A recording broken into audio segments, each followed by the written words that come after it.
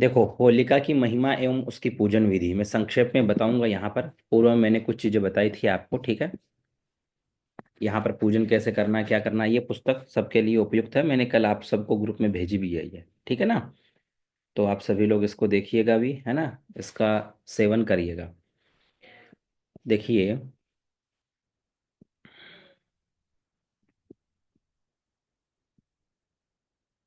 होलिकोत्सव भारतीय ऋषियों की दूरदर्शिता का प्रत्यक्ष प्रमाण है। इस उत्सव के द्वारा देशवासियों में पारंपरिक प्रेम और एकता की भावना पुष्ट होती है।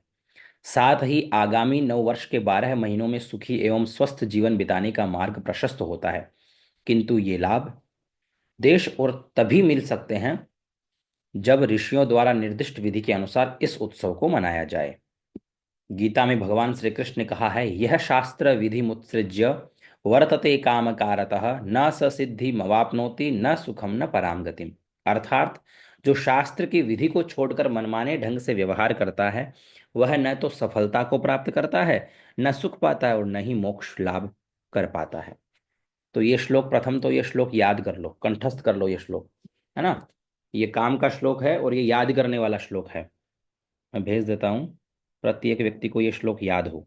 यह शास्त्र विधि मुत्सृज्य, ठीक है। इसका उच्चारण कैसे करोगे? यह शास्त्र विधि मुत्सृज्य वर्तते काम कारतः न स सिद्धि मवाप्नोति न सुखम न पराम गतिम। अर्थात जो शास्त्र विधि को छोड़कर मनमाने ढंग से व्यवहार करता है ना। वर्तते काम कारतः न स सिद्धि मवाप्नोति, उसे किसी भी प्रकार की सफलता नहीं प्राप्त होती है। न सुखम न पराम गतिम, उसे ना सुख प्राप्त होता है, और ना ही उसे मोक्ष पद गति प्राप्त होती है, ठीक है। ऐसी दशा में होलिकोत्सव मनाने की शास्त्रोक्त विधि का जानना सभी के लिए आवश्यक है। इस विधि को सभी पाठक जान सके और इस वीडियो के माध्यम से सभी लोग इसका लाभ ले सके, ठीक है ना। इसके महत्व को समझ सके, इसी उद्देश्य से इस ग्रंथ का हम सहारा लेंगे, ठीक है।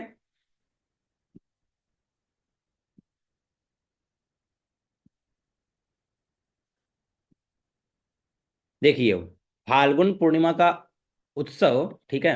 होलिका दहन, आवाज तो क्लियर है हमारे तरफ से। फाल्गुन पूर्णिमा का उत्सव अथवा होलिका दहन के पश्चात चैत्र कृष्ण प्रतिपदा से वसंतोत्सव का प्रारंभ होता है। वसंतोत्सव कामाग्नि संस्कार का पुण्य पर्व है। आध्यात्मिक दृष्टि से कामाग्नि, जठराग्नि तथा मूलाग्नि का एकीकरण हुए बिना मोक्ष संभव नहीं है। उक्त एकीकरण की उपलब्धि के लिए सर्वप्रथम कामाग्नि के संस्कार की आवश्यकता होती है। इसी उद्देश्य से भारतीय ऋषियों ने वसंतोत्सव का विधान प्रस्तुत किया है। इस उत्सव के मनाने की विधि भविष्य पुराण के उत्तर पर्व के 132वें अध्याय में युधिष्ठिर एवं कृष्ण संवाद के रूप में बताई गई है। प्रतिपदा के दिन प्रातः काल उठकर नित्य क्रिया से निवृत्त होकर पितरों और देवताओं का तर्पण करें। जिनके माता पिता जीवित है उन्हें अपने माता पिता की पूजा कर सभी देवताओं को प्रणाम करना चाहिए। इसके बाद सर्वदोष शांति के लिए होलिका विभूति की वंदना कर उस भस्म को अपने सारे शरीर पर लगाए। अब घर के आंगन को गोबर से लीप कर मूलाधार चक्र के द्योतक एक चतुस्र चौकोर मंडल की रचना वहीं भूमि पर श्वेत चंदन से बिल्व या अनार की लेखनी के द्वारा करे। फिर विभिन्न रंगों के चावलों से उस मंडल को अलंकृत करें। उस सुंदर मंडल के ऊपर एक पीढ़ा आम्र काष्ठ का पाटा या सिंहासन रखे। पीढ़े या सिंहासन पर पंच पल्लवों से समन्वित सुवर्ण गर्भित कलश की स्थापना करें। कलश में श्वेत चंदन युक्त उत्तम जल भरे। तदनंतर घर की सौभाग्यवती स्त्री सुंदर वस्त्र एवं आभूषण पहनकर दही, दूध, अक्षत, गंध, पुष्प द्वारा श्रीखंड श्वेत चंदन युक्त जल की पूजा करे और उसमें वसोर धारा गाय के शुद्ध घी की धार छोड़े, ठीक है। तब उसमें आम्र मंजरी डाले। इस आम्र मंजरी युक्त श्रीखंड का प्राशन आचमन परिवार के सभी सदस्य करें। चैत्र प्रतिपदा को उक्त विधि से पूजन करने से आयु की वृद्धि, आरोग्य की प्राप्ति तथा सफल कामनाओं की पूर्ति होती है। इस दिन पकवान ग्रहण करने के बाद ही इच्छानुसार भोजन करना चाहिए। आम्र मंगल ग्रह का वृक्ष है और मंगल ग्रह अग्नि का प्रतीक है तथा बलवर्धक आज्य घी पृथ्वी तत्व है। इस तथ्य का रहस्य यह है कि अग्नि तत्व विजया या भांग, मद्य आदि मादक द्रव्य का प्रयोग पृथ्वी तत्व मांस, घृत, दाल आदि के बिना नहीं करना चाहिए। इन्हीं तत्वों से सुसंस्कृत कामाग्नि का जागरण होता है, जो मानव समाज के लिए ऊर्ध्व गति अर्थात सुसन्नति का मार्ग प्रशस्त करता है।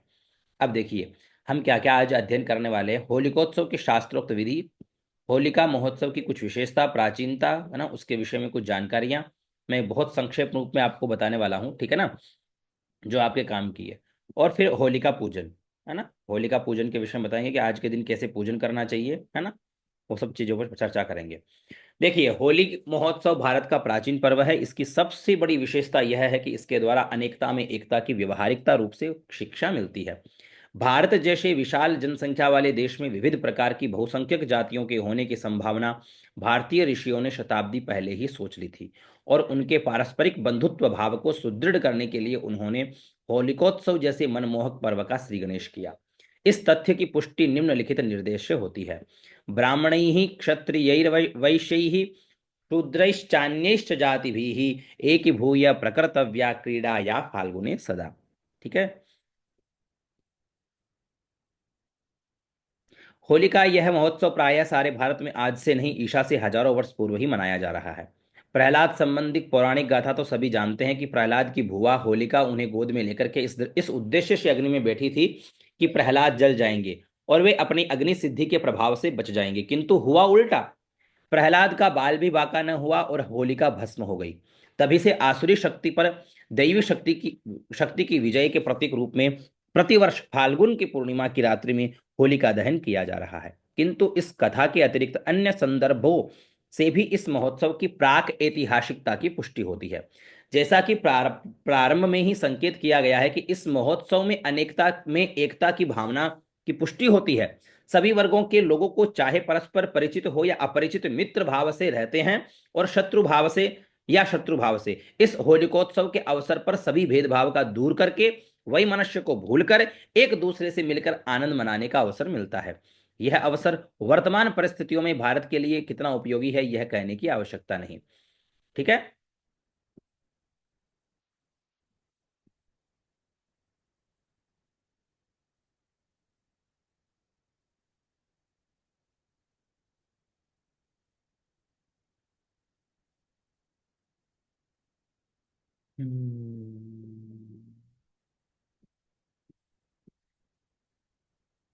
यहाँ यशस्वी धर्म प्राण हिंदू सम्राट विक्रमादित्य के नाम से धार्मिक जगत में प्रचलित विक्रमीय वर्ष के अंतिम मास फाल्गुन के अंतिम दिन पूर्णिमा में आयोजित होने वाला होलिका यह उत्सव भी विक्रम संवत्सर की समाप्ति एवं नए संवत्सर के प्रारंभ का सूचक है। इस प्रकार इस महोत्सव के द्वारा भारतीय जनता अपने निजी संवत्सर की काल गणना के प्रति सचेत हो उठती है। संकल्प के बाद इस अवसर पर आराध्य देवता का आवाहन करके हुए उससे पूजा स्वीकार करने के लिए कहते हैं। शिशिरस्यांतके देवी वसंत मदन प्रिय आगतासी विधानेन पूजा में हर होलिके।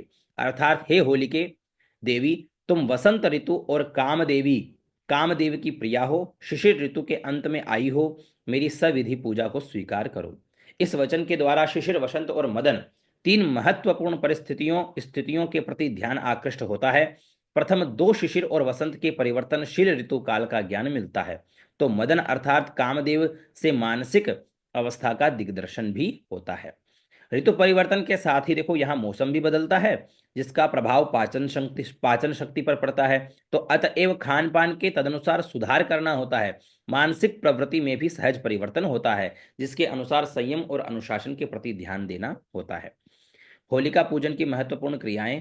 पहली क्रिया के अनुसार कच्चे सूत को अपने शरीर को नापकर उस सूत को होली की आग में छोड़ दिया जाता है।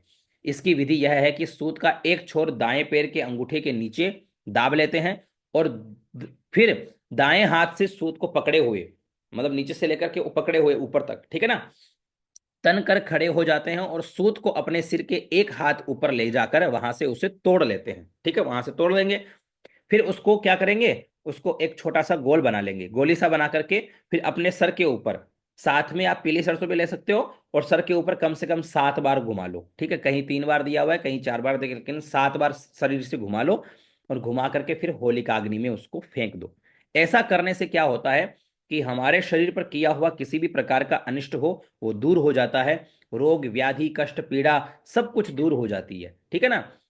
दूसरी क्रिया के अनुसार सरसों के तेल और आटे को मिलाकर उपटन बनाया जाता है, जिससे हाथ पैर आदि अंगों में लगा कर मेल छुड़ाया जाता है। इस मेल को भी एकत्र करके होली की अग्नि में डाल दिया जाता है। तीसरी क्रिया में होलिकाग्नि की 3 बार परिक्रमा करनी होती है। उक्त 3 क्रियाओं के करने के बाद उपस्थित सभी लोग एक दूसरे के गले मिलते हैं और परस्पर अबीर गुलाल लगाते हैं। अब देखो, वर्तमान में लोग इन सब विधियों का ज्ञान नहीं होने के कारण भी है ना, लोगों को नहीं पता है कि हमें क्या करना चाहिए। ठीक है ना।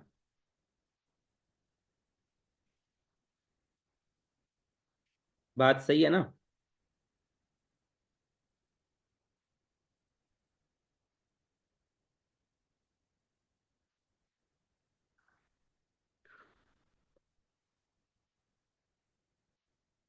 होलिका के विषय में ज्ञान जानकारी न होने के कारण, ठीक है ना, जानकारी न होने के कारण ही ऐसी परिस्थितियां बनती है। ठीक है। तो देखो यहाँ क्या कहा गया है कि होलिका पूजन के बाद 3 महत्वपूर्ण क्रियाएं व्यक्ति को करनी चाहिए। पहली क्रिया के अनुसार कच्चे सूत से अपने शरीर को नापकर उस सूत को होली की आग में छोड़ दिया जाता है। ठीक है। अगर ऐसा किया जाए तो अपने शरीर पर हो, चाहे पूर्वकृत कोई किसी ने किया हो, कोई आदि व्याधि कष्ट पीड़ा दुख दरिद्रता कैसी भी स्थिति हो, वो सब जो है ना हमारे घर से चली जाती है। अब इसकी क्रिया क्या है वो समझिए, क्योंकि लोगों को इसके बारे में जानकारी नहीं है।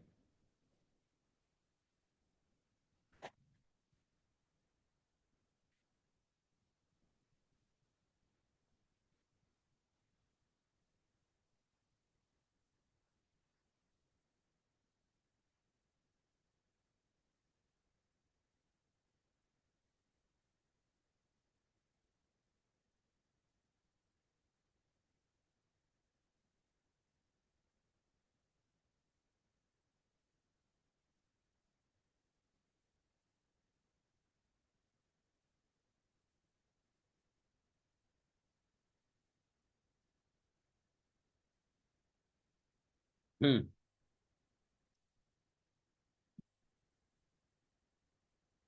तो होलिका पूजन पे विशेष रूप से हमें क्या क्रिया करनी चाहिए, है ना, होलिका पूजन पर ध्यान क्या रखना है वो देखिए। पहली क्रिया के अनुसार कच्चे सूत से अपने शरीर को नापकर उस सूत को होली की अग्नि में छोड़ दिया जाता है।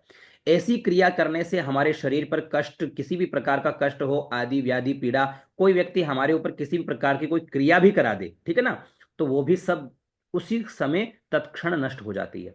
क्रिया क्या करनी है, इसकी विधि के लिए अपने एक छोर पर यानी दाएं पैर में एक अंगूठे के नीचे एक सूत को दाब लो, एक छोर उसका दाब लो, और उसको ऊपर अपने हाथ के, अपने शरीर से कुछ ऊपर तक लेकर के जाओ, ठीक है ना। और वहां तोड़ करके उस सूत को, इतने सूत को, मतलब अपने शरीर को सूत से नाप करके उस सूत को गोल मोल कर लो, है ना, एक गोली सी बना लो, और बना करके पीली सरसों के साथ में अपने शरीर के ऊपर से 7 बार घुमाओ, और घुमा करके और उसको होलिका अग्नि के अंदर छोड़ दो।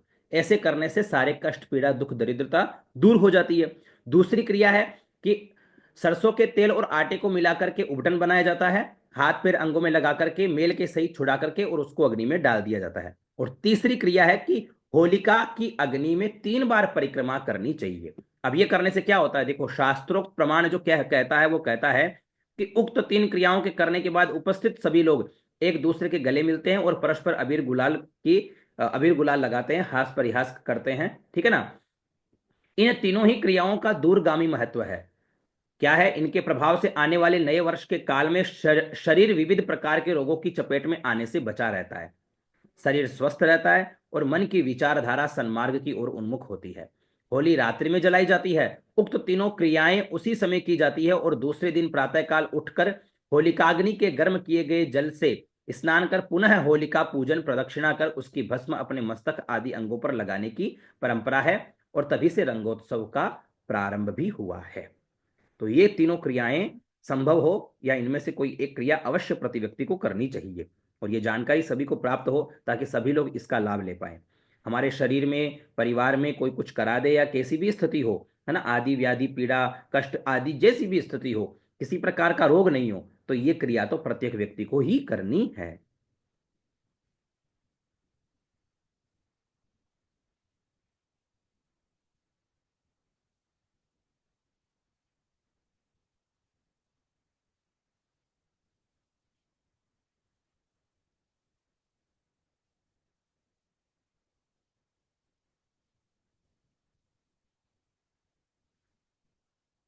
रंगोत्सव के संबंधित कुछ मनमोहक रंगों के उपयोग का विधान किया गया है। टेसु के फूलों के बने प्राकृतिक रंगों से शरीर को आप्लावित करने का विधान है, ठीक है ना, कि वे टेसु के रंगों का ही यहाँ पर उपलब्ध उपयोग किया जाए। अब आजकल जो होता है रंग क्रीड़ा के अंदर देखो ये अ, जो एक अच्छे तरीके से किया जाए ना वही उत्तम है। बाकी जो करते हैं ना वो करना बहुत गलत है, जैसे नाली में कूदा देना, है ना, कचरा आदि लगा देना, वो सब अपनी क्रियाएं नहीं है। वो सब क्या होता है कि ऐसे समझिए वो राक्षसी प्रवृत्ति है।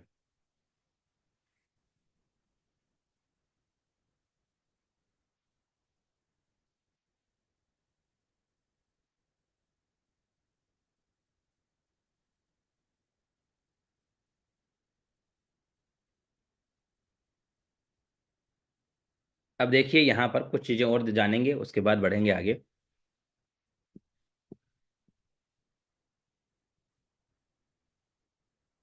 देखिए कहीं कहीं होलिका महोत्सव को भगवान श्री कृष्ण से जोड़ करके रखा है, कहीं कहीं भगवान भक्त प्रहलाद और हिरण्यकशिपु से भगवान नरसिंह से जोड़ा गया है, कहीं कहीं इस उत्सव को जो है भगवान महादेव से भी जोड़ा गया है। तो अपन देखो यहाँ चर्चा करेंगे।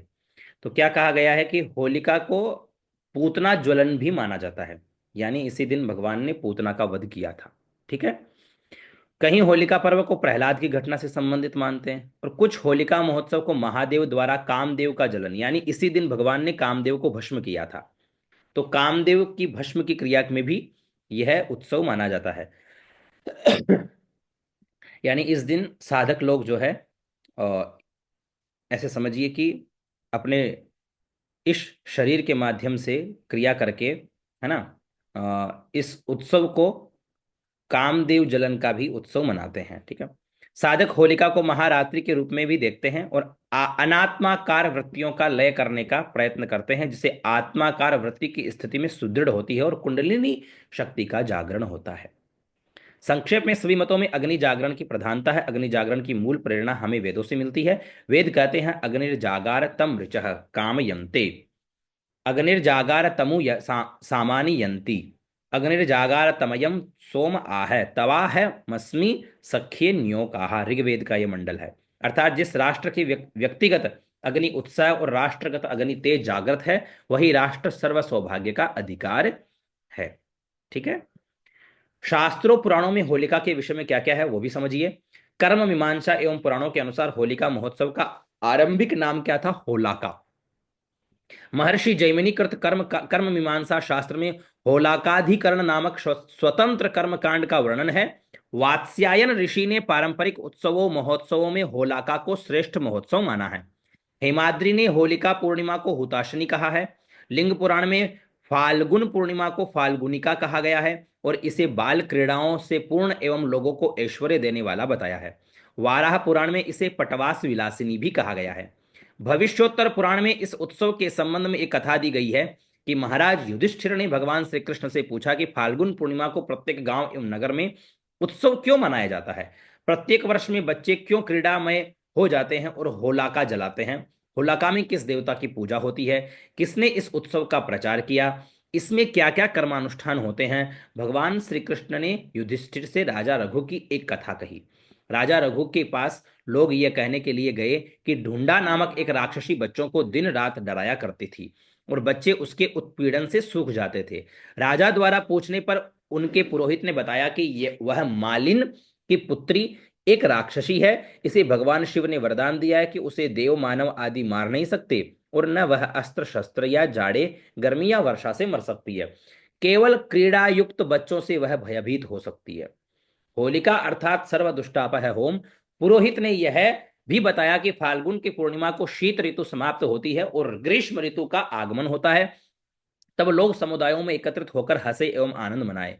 बच्चे लकड़ियों के टुकड़े घास आदि एकत्रित करें तथा बड़े लोग रक्षोघ्न मंत्रों के उच्चारण सहित उसमें आग जलाए।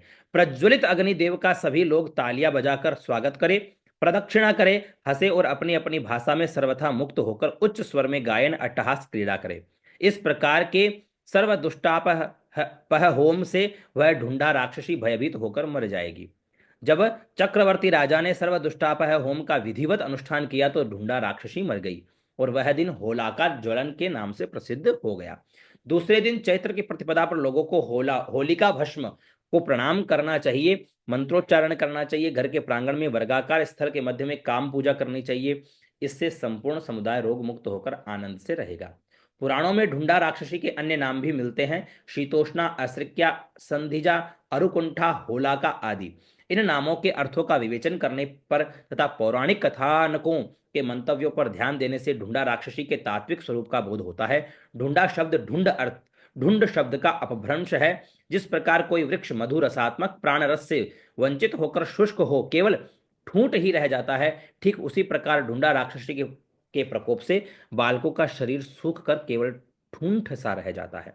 दूसरे शब्दों में शिशिर और वसंत की संधि रूपा ऋतु एक और स्वास्थ्य के दृष्टिकोण से सौम्य बालकों के लिए पीड़ादायक होती है, तो दूसरी ओर संवत्सराग्नि के क्षीण होने का रण संपूर्ण समुदाय को काम मोह अज्ञान रूपी जड़ता से आबद्ध कर देती है। इससे बचने के लिए ही हमारे ऋषियों ने रंग वर्षण और राग रागिनीमय उत्सव के रूप में सर्वदुष्टापह अग्नि प्रज्वलन का विधान हमें दिया है।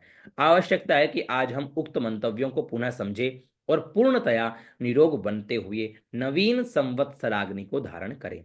अब आइए, यहाँ होली के कुछ गीत भी दिए हुए हैं। अब अपन चलेंगे होलिका का पूजन। ठीक है, तो पूजन में हमें क्या करना है, देखो यहाँ समझिए।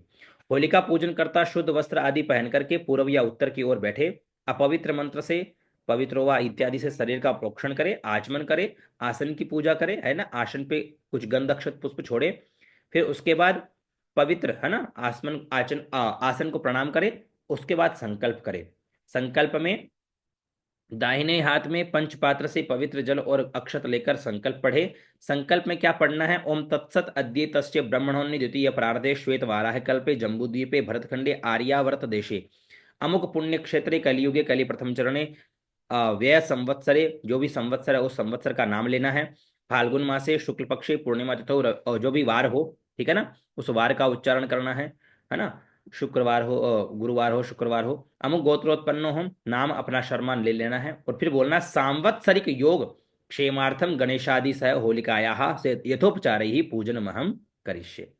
इसके बाद भगवान गणेश जी का जो है, भगवान गणपति जी का पूजन करना है, उनका आवाहन करना है, उनकी प्रतिष्ठा करके, और फिर उसके बाद में उनको षोडशोपचार विधि से उनका पूजन करना। ओम गंग गणपतये नमः पाद्योपाद्यम समर्पयामि, उनके पैर प्रक्षालन कराने हैं। ओम गंग गणपतये शिरसि अर्घ्यम समर्पयामि, अर्घ प्रदान करना है ना, हस्तयोर्घम मुखे आचमनीयम सर्वांगे सुजलस्नानम। गणपतये नमः गंधाक्षतम समर्पयामि, पुष्पम धूपम दीपम नैवेद्यम आचमनीयम तांबूलम दक्षिणाम समर्पयामि।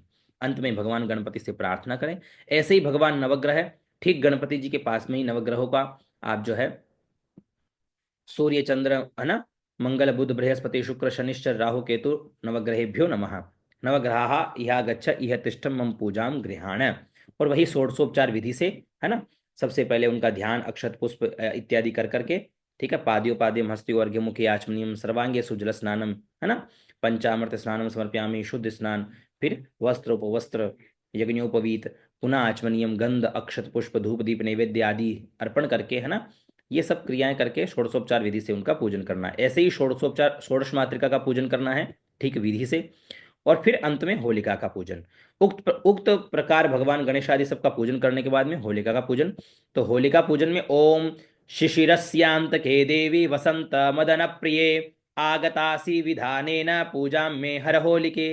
इसके बाद पाद्यादि उपचारों से होलिका का पूजन करें कि पाद्योपाद्यम समर्पयामि, शिरसि अर्घ्यम हस्तयोर्घ्यम समर्पयामि, मुखे आचमनीयम समर्पयामि, सर्वांगे सुजल स्नानम समर्पयामि, है ना, और पंचामृत स्नानं समर्पयामि, पंचामृत स्नानान्ते पुनः शुद्धोदक स्नानं समर्पयामि, वस्त्रोपवस्त्रं समर्पयामि, वस्त्रान्ते पुनः जलाचमनीयं समर्पयामि, गन्धं चन्दनं विलेपयामि, अक्षतं समर्पयामि, पुष्पं च पुष्पमालां समर्पयामि, नाना परिमल द्रव्य अबीर गुलाल सिंदूरम समर्पयामि, सुगंधित द्रव्यम समर्पयामि, धूपमाघ्रापयामि, प्रत्यक्षं दीपं दर्शयामि, हस्तौ प्रक्षाल्य नैवेद्यं समर्पयामि, आचमनीयं समर्पयामि, तांबूलं समर्पयामि, दक्षिणाद्रव्यं समर्पयामि और नमस्करोमि। अर्चिता ब्रह्मणा देवी विष्णुना शंकरेण च इंद्रादिलोकपालैश्च होलिके कमलालये। फिर होलिका की प्रदक्षिणा करें, तब अग्नि लाकर होली को जलाए और हाथ जोड़कर उनकी प्रदक्षिणा करें। अपनी लंबाई से कुछ अधिक कच्चा सूत नापकर अपने सिर पर 7 बार घुमाकर सरसों के साथ होली में छोड़ दे। फिर हाथों पैरों आदि में उपटन लगाकर शरीर का मेल भी होलिका अग्नि में डाल दे। होली को कुछ देर तक तापे और उसके जल चुकने पर विसर्जन उसका कर दे। यान तो देवगणा सर्वे पूजा मादाय माम किम इष्ट काम प्रदानाय पुनरागमनाय च। बस ऐसा करके कर ले। पूजन की सामग्री निम्न है, यहाँ दी हुई है, ठीक है ना। बस ये अपना होलिका महोत्सव हो गया। ठीक है। ये वीडियो में वैसे पब्लिक के लिए लगा दूंगा, तो सभी को आप लोग प्रेषित करो ताकि सभी लोग जो है इसका लाभ लें। ठीक है।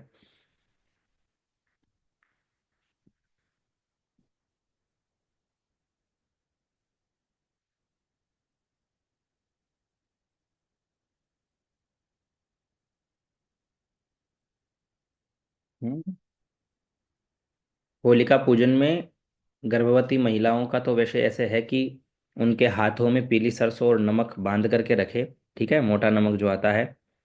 और अभी तो चंद्र ग्रहण भी आ रहा है, सूर्य ग्रहण भी है, तो विशेषकर ग्रहण पर तो ध्यान देना है, घर से बाहर नहीं निकले, ये ध्यान रखना।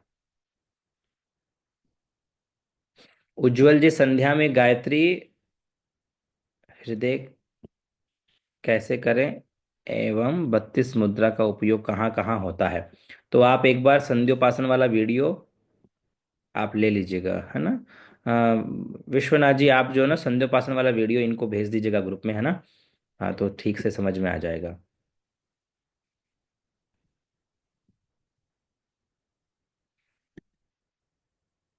ठीक है ना। चलो, बाकी संपूर्ण जानकारी प्रदान करते रहेंगे, बात करते रहेंगे। ठीक है। नमो नमः। आप सभी को इस होली के पावन पर्व की अनंत अनंत शुभकामनाएं। जय श्री